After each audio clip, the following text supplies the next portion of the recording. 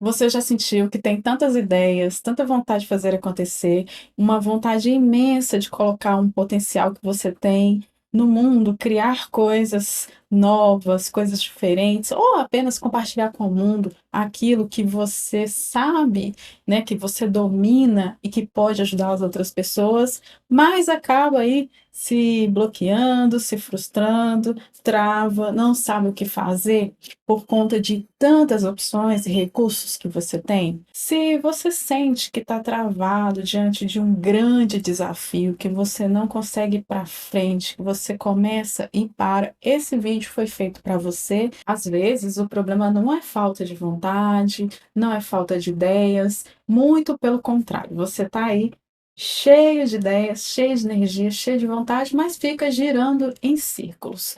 Um dos motivos para isso é que você pode estar passando pelo paradoxo da escolha. Já ouviu falar sobre isso? Se não, vou te explicar rapidamente. Trata-se de um viés cognitivo, ou seja, é uma coisa psicológica, né? Um aspecto da nossa mente que nos leva a ficar paralisado diante de tantas opções e recursos que nós temos. Então, em vez de agir, nós nos sentimos paralisados. O excesso de possibilidades nos deixam indecisos e nos levam a ficar travados diante de qual caminho eu vou seguir. Imagina que você está indo pelo mestrado e de repente você se depara com 10 bifurcações, né? 10 caminhos novos.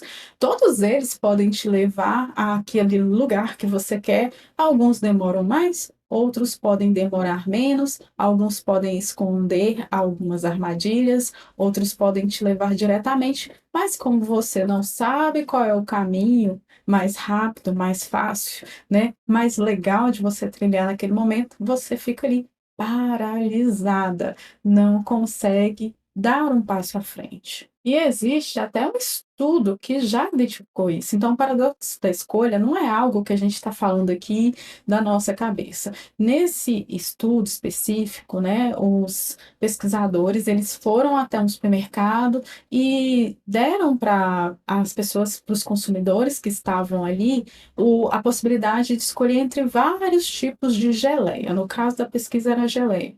Acho que tinha mais de 50 sabores.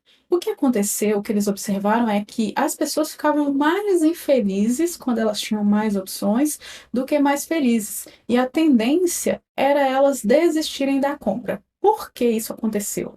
Porque as pessoas ficaram sobrecarregadas por aquela decisão, sendo que existia uma opção que elas sabiam ser melhores, mas entre tantas elas tendiam a acreditar que elas iriam escolher a pior. E para evitar essa dor de escolher uma que não fosse tão boa, elas preferiam não comprar nada. E isso é muito comum. Talvez você já navegou lá no catálogo da Netflix. Se você não foi com uma intenção de assistir um filme, você ficou aí vários minutos, às vezes até horas, olhando qual filme você queria assistir e pode ter até desistido, porque passou tanto tempo que você não tinha mais vontade de ver um filme. Então é muito comum que a gente tenha essa paralisia pelo paradoxo da escolha. Quanto mais escolhas eu tenho, mais dificuldade eu vou sentir de fazer uma escolha, porque escolher significa me limitar e deixar todas as outras opções para trás. O cérebro humano não foi projetado para ter esse tipo de dor. E bem, se isso já aconteceu com você, provavelmente você está aí se perguntando: ok, eu entendi, quando eu tenho muitas escolhas, eu fico paralisado. Então, eu tenho muitas ideias, eu não sei qual eu começo. Eu tenho muitas ferramentas que eu posso usar, eu não sei qual é a melhor. O que eu faço então nessas situações? Agora eu vou te passar aqui 4 dicas práticas para que você possa, né, colocar aí em ação e consiga, pelo menos, se movimentar um pouco fora dessa zona que você se sente aí paralisado. E a primeira delas consiste em uma autoanálise. O que isso significa na prática? Reserve um momento para você entender, né, compreender o que é que de fato está te paralisando. É medo de errar? É medo de não fazer a melhor escolha? É o medo de não ser bom o suficiente para essa ação?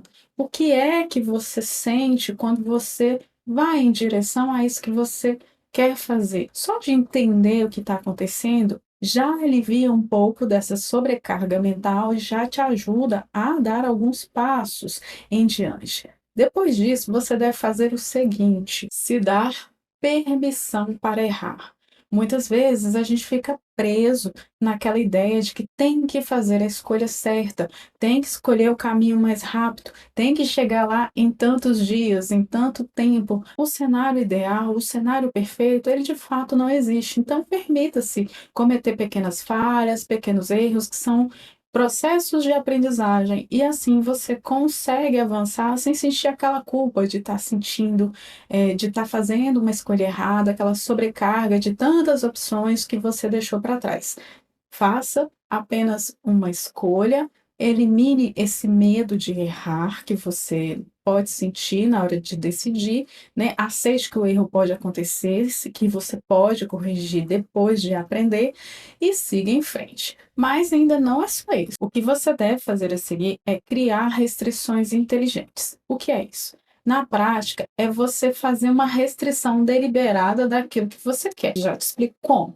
Vamos supor que você vai ao supermercado e quer comprar um doce. Então, você vai encontrar lá milhares de doces. Como você faz para restringir a sua escolha e não ficar lá tanto tempo, ou até ter uma indecisão tão forte que você vai sair sem comprar?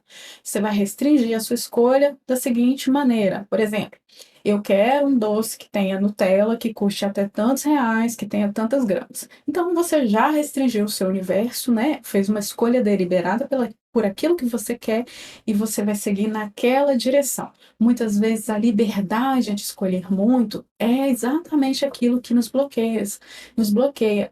Nós temos a nossa limitação cognitiva de suportar apenas algumas decisões no dia. Então, quanto mais eu restringo, pode ser que liberdade eu tenha. Por quê? Porque eu vou agir, eu vou ter foco naquela direção e liberdade para fazer ações dentro daqueles limites me ajuda a ser mais criativo. Então, não veja nesse cenário as restrições como algo ruim, muito pelo contrário, vai ser algo positivo que vai te ajudar a focar naquele objetivo. E por fim, faça o quarto passo, que é o seguinte: um planejamento com os micropassos. Ou seja, você vai ter a sua meta maior, que pode ser escalar o Everest, e só de pensar a gente já fica desesperado, mas quando você coloca aquilo em microetapas, né, aquele plano em microetapas, você vai entender que primeiro talvez você precise fazer um curso de escalada, depois comprar o tênis, ou comprar o tênis e depois fazer o curso,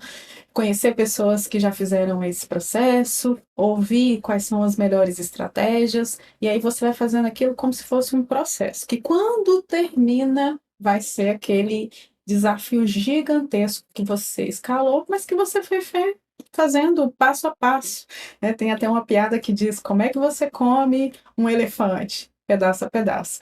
Eu não acho que ninguém queira comer um elefante, mas enfim, né? Vamos colocar em um bolo. Como é que você come um bolo? De pedacinho em pedacinho, você não come o bolo inteiro.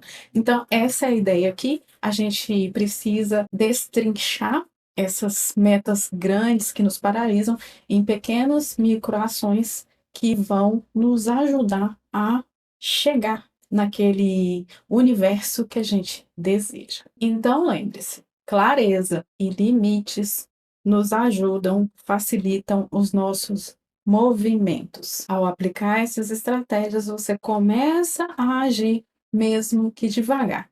Se esse vídeo fez sentido para você, se foi útil, se você gostou, aproveita, se inscreve no canal, curte, compartilha, comenta aqui como tem sido os seus desafios, o que você tem feito, né? Talvez outras pessoas se sintam motivadas pelo que você tem passado, pelo que você tem superado, e isso pode ajudar a outras pessoas, ok?